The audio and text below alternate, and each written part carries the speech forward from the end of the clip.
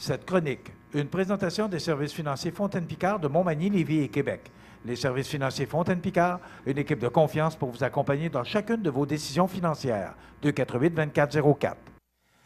Eh bien voilà, notre chroniqueur qui est là à tous les deux mardis, Frédéric Picard de Fontaine-Picard. Bon matin.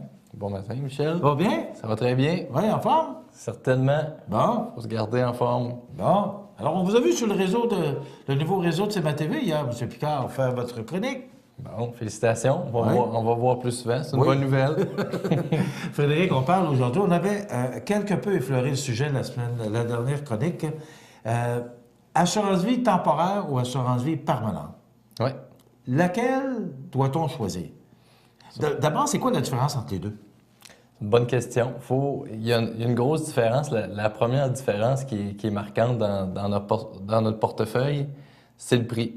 L'assurance permanente, c'est beaucoup plus dispendieux. Ça, c'est un bon point.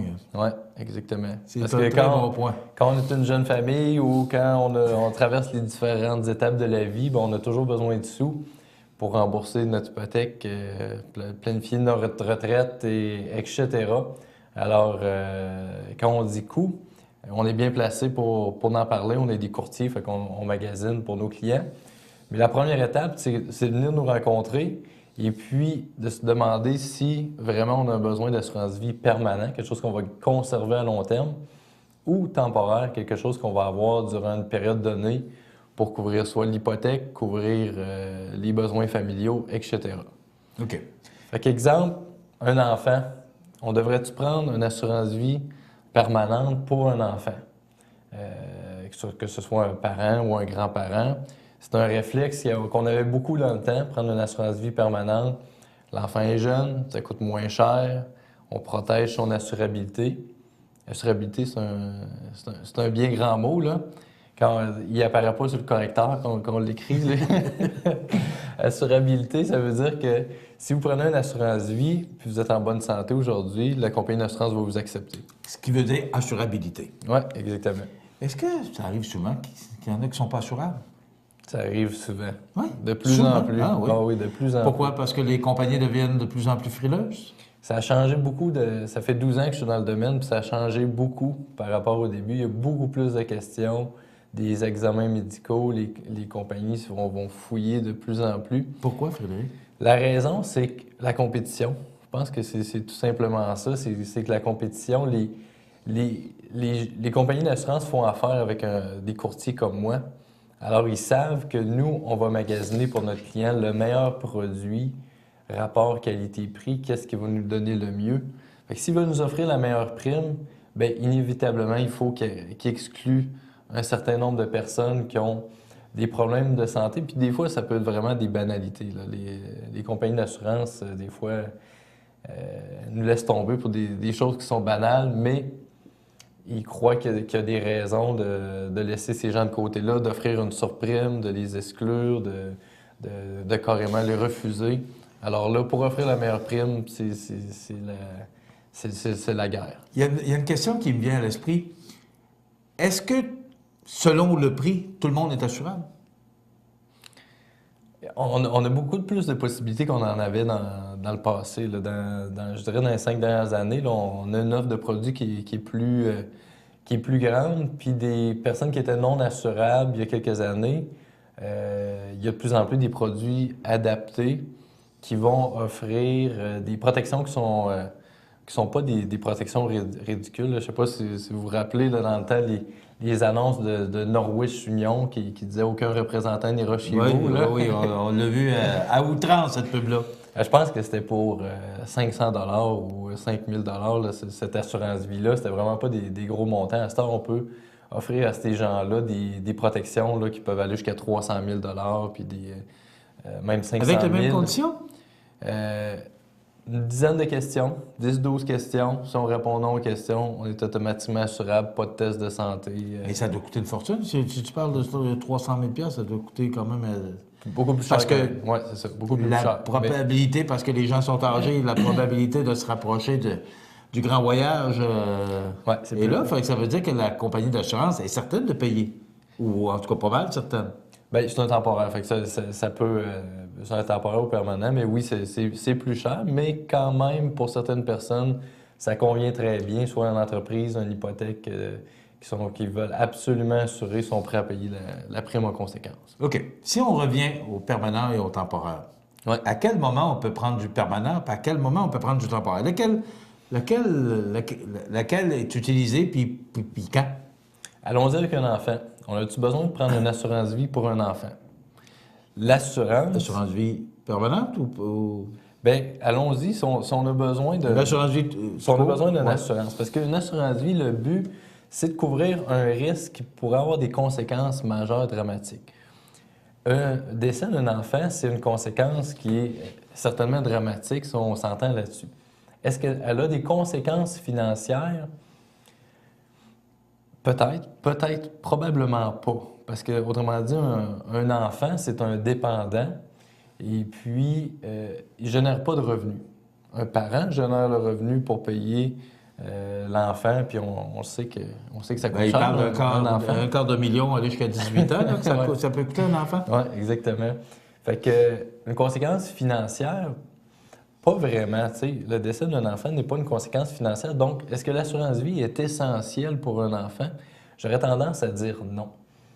Une conséquence qui serait vraiment... Ah, oui. Je te surprends, hein? Oui, beaucoup. Je te surprends parce que dans le passé, c'est un réflexe qu'on avait beaucoup d'assurer les enfants en assurance vie. Leur prendre une bonne assurance vie permanente, justement, parce que ça coûte moins cher, ça protège qui vont pouvoir la conserver. Mais je te dirais, un risque qui est encore plus grave que ça, c'est une maladie grave. Si un enfant a une maladie grave, bien là, ça a des lourdes conséquences financières. Parce que, savez-vous pourquoi? C'est parce que une assurance, si quelqu'un a une assurance invalidité ou une assurance collective, et puis il tombe invalide, bien, son salaire va être couvert durant son invalidité. Par contre, si son enfant tombe malade, est-ce qu'il est couvert? Non, c'est pas lui. C'est la personne qui est assurée pour son salaire. Si lui est invalide, si c'est son enfant qui a une maladie grave, qu'il faut couvrir les traitements, il faut aller aux hôpitaux à Québec, à Montréal, se promener, c'est pas couvert. Fait que le parent ou les deux parents vont devoir prendre des congés sans solde. Ça a des conséquences graves financières. Très importante. Mais il parlait qu'au moment du décès qui peut survenir d'un enfant, d'abord les funérailles, tout ce qui est autour, puis après ça, bien, de prendre quelque temps pour... bon, il n'y a rien de pire, je pense, que dans la vie de parent que de perdre un enfant. Puis il disait toujours de se protéger un peu, puis d'avoir au moins un minimum pour être capable de faire face à la situation. On parle peut-être d'arrêt de travail. Ou, c'est ça. alors, aujourd'hui, ce que tu conseillerais, c'est pas nécessairement une assurance dans ce sens-là d'attendre que l'enfant soit plus Bien, vieux. c'est Du cas par cas, ce que je comprends. Oui, exactement. Mais dans un cas comme ça, Frédéric, est-ce que c'est mieux du temporaire ou du permanent? C'est qu'une assurance vie pour un enfant temporaire ne coûtera pas beaucoup moins cher qu'une assurance vie permanente. OK. Fait qu'une assurance vie permanente, un exemple là, que j'ai sorti, là, une assurance vie de 100 000 pour un enfant coûte seulement 316 $ par année, Par année. pour une période de 20 ans. Fait que quelqu'un va payer 6 200 $, puis l'assurance vie va être libérée de paiement pour le reste de ses jours. Une assurance vie de 100 000, c'est un beau cadeau qu'on peut offrir à l'enfant. Mais l'enfant décédera probablement pas parce que, espérons, ça arrive dans certains cas, mais ce qui va probablement arriver, c'est qu'il va probablement aller aux études. Fait que si on n'a pas bien planifié les régimes d'épargne d'études, mettre de l'argent de côté, bien, on va peut-être avoir de la misère à aider l'enfant. Fait que je dirais, oui, si on est capable de prendre l'assurance vie, l'assurance maladie grave, pour investir des régimes d'épargne d'études, si on peut faire tout ça, c'est un monde idéal. Mais si on a des choix à faire, il faut s'arrêter, il faut compter qu'est-ce qui est prioritaire.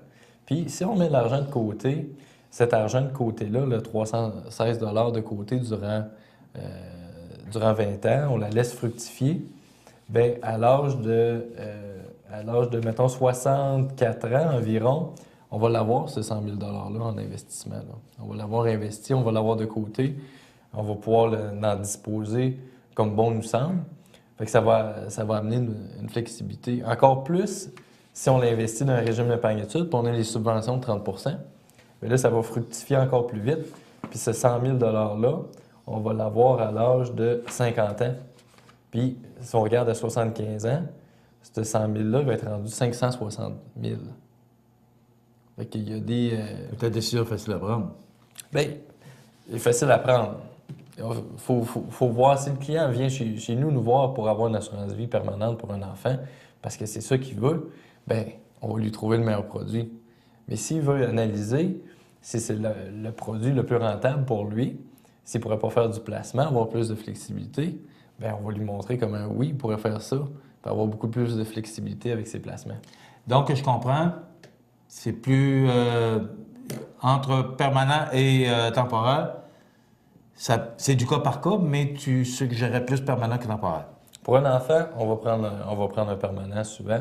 Mais comme je dis, c'est la façon qu'on faisait beaucoup, c'était prendre l'assurance vie permanente pour un enfant. Aujourd'hui, je vous dirais, il y a des bons produits d'assurance maladie grave qui vont couvrir les enfants en cas de maladie grave. Réfléchissons à ça. Puis moi, je pense que c'est beaucoup plus important d'avoir une bonne assurance maladie grave qu'une assurance vie pour un enfant. Pour un adulte, par exemple, prenons ma situation, père de famille avec 3 enfants, c'est sûr que là, ça prend de l'assurance. Ça prend beaucoup d'assurance. Couvrir l'hypothèque, couvrir les jeunes qui vieillissent, il faut être là, on est pourvoyeur. C'est une période qui est très importante. L'assurance vie, c'est important. Par contre, on a beaucoup de paiements. On a la maison à payer, il faut payer pour les jeunes. L'auto, les enfants à l'école. Exactement. Fait que regardons de l'assurance vie temporaire dans un premier temps. Parce qu'elle est moins dispendieuse. Parce qu'elle est moins dispendieuse, ça va nous permettre de faire les autres projets à côté, rembourser nos dettes, des choses comme ça. Puis si on